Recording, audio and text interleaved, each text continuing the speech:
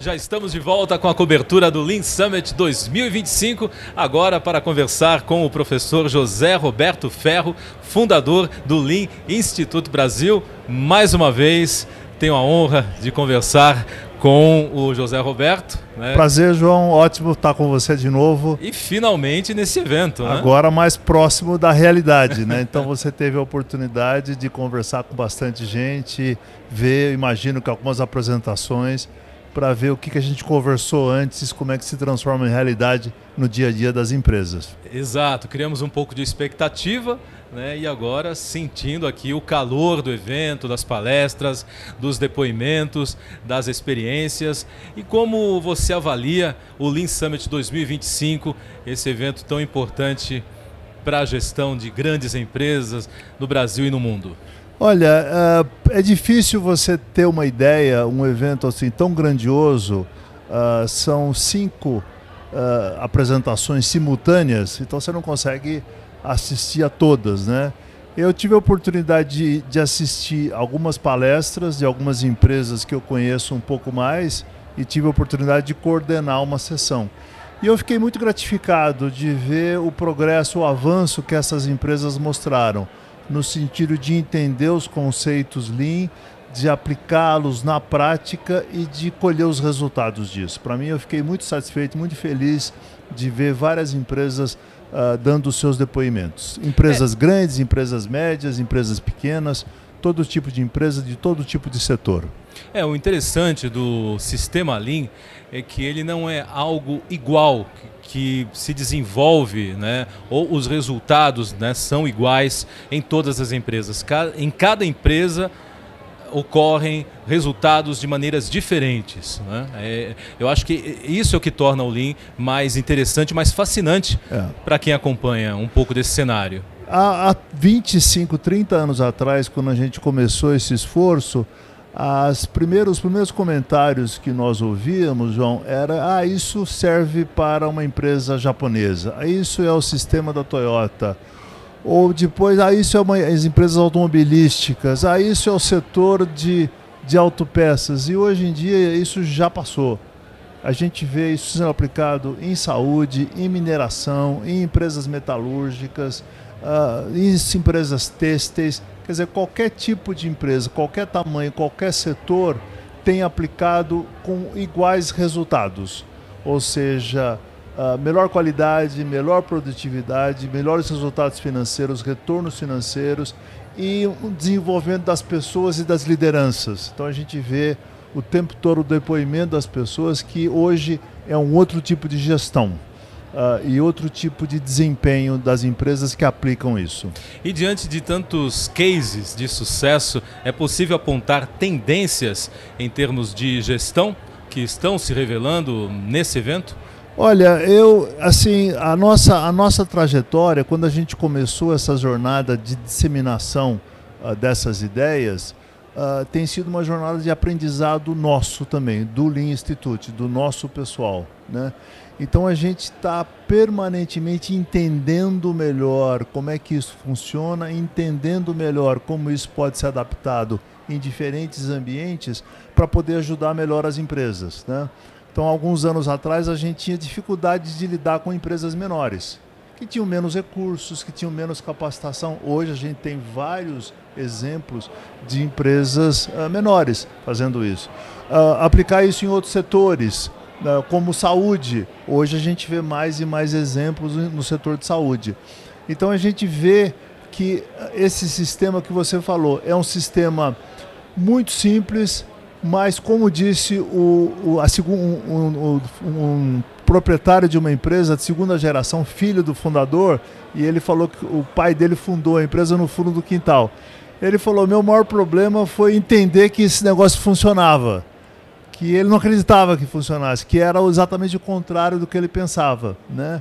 Então, o que a gente percebe hoje é que as empresas mais e mais conseguem entender o que envolve esse sistema, que não é um sistema de gestão, não é só um estilo de liderança, não são só técnicas e melhoria de processo, mas também é uma cultura, é uma maneira de pensar, E isso é que torna esse sistema tão poderoso e tão profundo. E diante da evolução dessas empresas, diante desses depoimentos, a questão da tecnologia, que também não para de evoluir, a inteligência artificial, que é a mais recente revolução, que está mudando muita coisa por aí, a integração da evolução tecnológica com o sistema Lean pode ser apontado como um caminho? Olha, ou uma tendência? O Lean, a gente está muito inspirado no sistema da Toyota, né? A Toyota é uma empresa muito cautelosa. Ela procura, vamos dizer assim, evitar ondas, evitar bolhas, né? Então, eu vou dar um exemplo para você. Há mais ou menos uns 30 anos atrás, a tendência, a moda na época, era um sistema que chamava Enterprise Resource Planning, que veio do Materials Requirement Planning, uma sigla em inglês que significava o seguinte: o presidente da empresa ia ter na tela do computador dele todas as informações que ele precisava em tempo real. Então, você aperta um botão, você sabe o que está acontecendo nesse momento na fábrica tal, no escritório tal. E o que a gente viu, ano após ano, empresas investindo bilhões de dólares, de reais nessa tecnologia, e a tecnologia nunca entregou o que prometeu. Uhum. Então você vai até hoje nas empresas que usam e já tem a terceira geração, quarta geração, quinta geração, e o sistema não funciona. Uhum. E a Toyota inventou um sisteminha de cartões. Hora que acabar uma peça, você coloca um cartão aqui, o outro vem, pega o cartão e está na hora de produzir. Não precisava de um sistema. Então esse sistema dizia: duas máquinas, ao invés de uma falar direto com a outra, passava uma informação para o computador que ficava localizado na Suécia, e aí o computador mandava uma informação para a máquina que estava do lado: faça isso agora. Quando você falava um cartãozinho simples.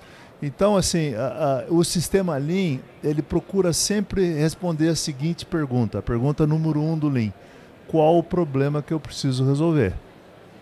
E sempre existem várias alternativas para resolver um determinado problema. Às vezes eu preciso de uma tecnologia muito sofisticada. Para ir para a Lua, eu preciso de um foguete, eu preciso de um sistema de comunicação muito sofisticado. Senão eu não consigo chegar na Lua. Agora, para eu atravessar a rua, eu não vou usar um foguete. Eu vou a pé. Para mim andar 1 quilômetro, se for plano, eu posso usar uma bicicleta. Então, dependendo da necessidade, eu vou usar determinado tipo de tecnologia. É evidente que o potencial da inteligência artificial é enorme. A contribuição... Eu fui numa empresa ontem, eu estava numa empresa CIT, que é especializada em inteligência artificial. Tem todo o trabalho que eles fazem é a disseminação da inteligência artificial. Mas de uma maneira Lean. Sempre dizendo para empresas qual o problema que você precisa resolver. E por que você precisa de inteligência artificial para isso. Se você não precisa de inteligência artificial, não vai usar um canhão para matar uma mosca. Ou não vai usar uma bomba atômica para matar um pernilongo. Você pode dar um tapa no pernilongo e ele morre. Então, dependendo da necessidade, você usa a ferramenta e a tecnologia certa. Tem um potencial enorme, mas nós precisamos saber para onde e como fazer isso. E eu ainda não acredito muito que tenha a substituição do pensamento humano. Então, nós vamos precisar sempre de pessoas mais criativas, mais qualificadas. Pode ser que ainda tenha uma tecnologia muito superior. Eu acho que está longe de acontecer isso. Até o pessoal que é especialista no assunto diz isso para a gente. Uhum. Então, ótimo, sempre existem oportunidades de fazer coisas de uma maneira melhor, né? Ou se você vai no nosso evento, tem um robozinho rodando, né? E é uma nova geração de robozinhos. Então, hoje em dia, para transportar determinadas peças, eu tenho um robozinho. Mas se eu não tiver um sistema que permite eu usar bem isso, ele pode ser um grande desperdício. E depois eu vou precisar fazer a manutenção. Ele vai me atrapalhar. Então, eu preciso saber usar a inteligência artificial de uma maneira inteligente, humanamente inteligente. No caso, aplicada nos negócios, como é que isso pode ajudar o meu negócio a prosperar? Que problema eu preciso resolver? Mas evidentemente que é alguma coisa que vai ter um potencial muito grande com todas as empresas. Nós vimos aqui algumas apresentações interessantes. Amanhã nós vamos ter mais apresentações interessantes de uma maneira adequada e apropriada de usar novas tecnologias, sempre entendendo qual a necessidade. E logicamente que, como é uma coisa nova, todo o sistema Lean parte de uma premissa de gerar aprendizados. Então estamos todos aprendendo. Então como é que eu aprendo? Eu aprendo fazendo, eu aprendo experimentando. Então a experimentação é uma essência do pensamento Lean. Experimenta, testa, vê se funciona. Se funciona, você continua. Então nós vamos ver muitas experiências, muitos experimentos usando inteligência artificial para ver se isso realmente é adequado, isso interessa, isso resolve os problemas do negócio. Falando em problemas, para finalizar, qual é o principal desafio da gestão no Brasil em 2025 e como o Lean pode contribuir para esse problema? Eu acho que, e não é só o Brasil, sabe? Eu acho que esse é um problema um pouco global do mundo de hoje. É a gente focalizar na essência dos negócios, a gente não se distrair com as coisas que acontecem fora.